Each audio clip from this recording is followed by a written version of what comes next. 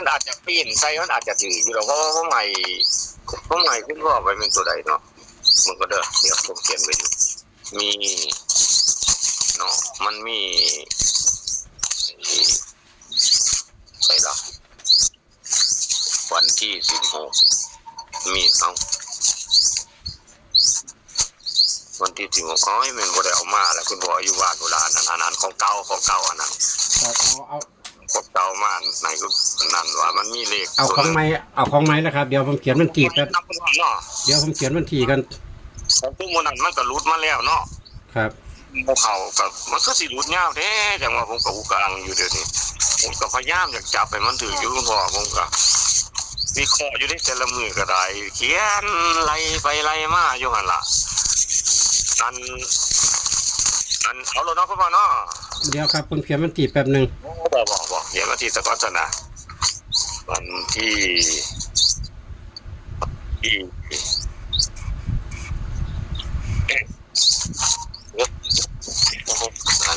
16เมษาเอามีเลขวิ่งบ่ครับนี่มีคือกันครับมันสิมีเลขวิ่งนั่นล่ะคล้ายๆกับเมื่อกี้นี่ของเล่าล่ะแต่ว่าเลขติดนั่นอันนี้คือต้องเขียนให้ FC เพิ่นเห็นนำอันนี้เลขติดมันเป็นเลขติดมีอยู่2ตัวเลขวิ่งมีอยู่4ตัวอันเอาแล้วเนาะพ่อเนาะบ่มีเลขวิ่งกันบ่ครับนี่อันกาสิว่าวิ่งก็ได้เพราะมันโดยมากมันวิ่งกันนะคุณพ่อเอาเลขวิ่งก็ได้ครับท่านผมก็เรียกว่าเป็นเลขวิ่งเนาะคำที่ว่าวิ่งถ้าแท้ก็หลายตัวจังซี่นะเอาเลขวิ่งครับมีตัวใดครับอันมี5คุณพ่อมี5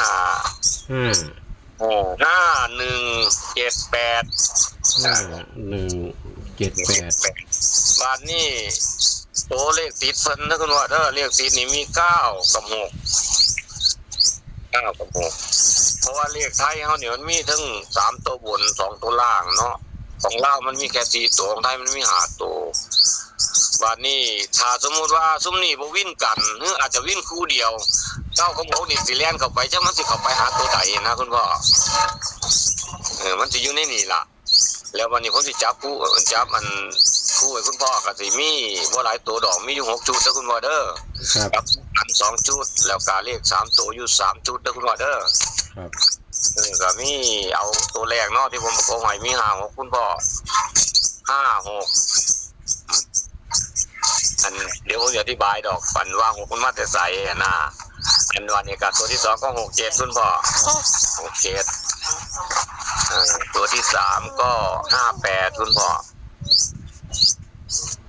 ตัวที่4 8 9แล้วก็81คุณพ่อตัวที่6เป็น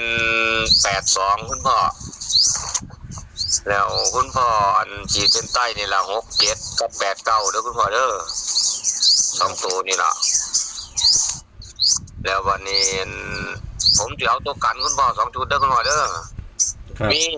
มีตัวกันนี่มี96คุณพ่อตัวนึงตัวที่2ก็78คุณพ่อ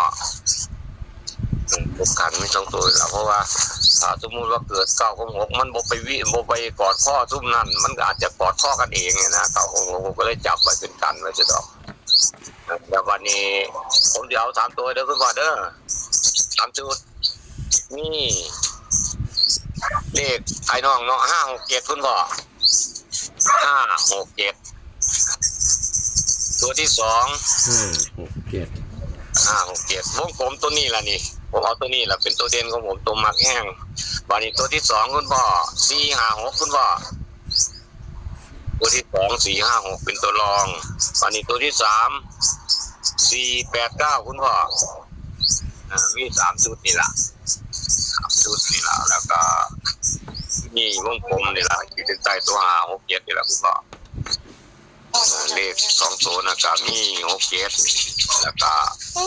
8 9ที่ผมมุ่งอันไหนคุณพ่อขีดเส้นใต้แต่ว่าถ้าหาลังเทื่อ FP เพิ่นเบิ่งแล้วก็เพิ่นชอบอยู่นั่นถ้าเพิ่นสิซื้อ81กับ82ให้เพิ่นหนักไว้ทางล่างเด้อคุณพ่อเด้อครับทางล่างเพราะว่ามันเป็นหยังคือมาไว้บนคือบ่ว่าล่างโลกครับ มันกลับมาในสูตรของบนนะแต่ว่าอีกสูตรหนึ่งอยู่ในล่างมันมีเลข2ตัวนี้นะมี8182นะทั้งหมดทั้งมวลมีเท่านี้นะคุณพ่อเด้อ ครับ ได้ขอให้คุณพ่อคุณแม่ผู้เขามาเบืองร่วมทั้งคุณพ่อเจ้าของซ่องคนนี่ล่ะขอให้โชคดีอยู่ดีไม่แห้งลำรวยๆในวันที่16 เมษายน 2568สวัสดีครับขอให้โชคดีครับคุณพ่อครับ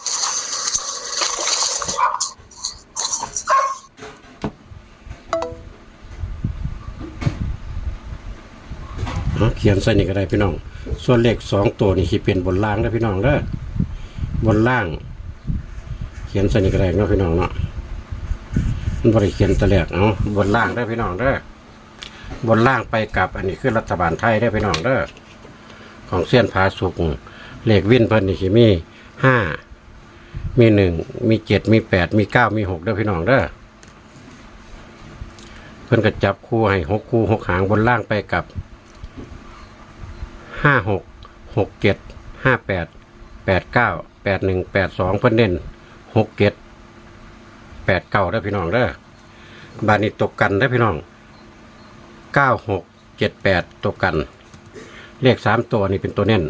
567 456เป็นตัวร่อง489ก็เป็นตัวร่องได้พี่น้องเด้อพี่น้องเฮาก็แคปหน้าจอตามนี้ถ้ามากระจัดตะกัดกระพานได้เด้อตัวเลขเป็นแค่แนวทางเนาะพี่น้องเนาะเอาขอบคุณพ่อเสี้ยนพาสุกหลายคอยพี่น้องเฮาโชคหมานเฮงๆปังๆกันเด้อฝากกดไลค์กดแชร์กดติดตามสำหรับคลิปนี้เพชรพารวยสวัสดีครับผม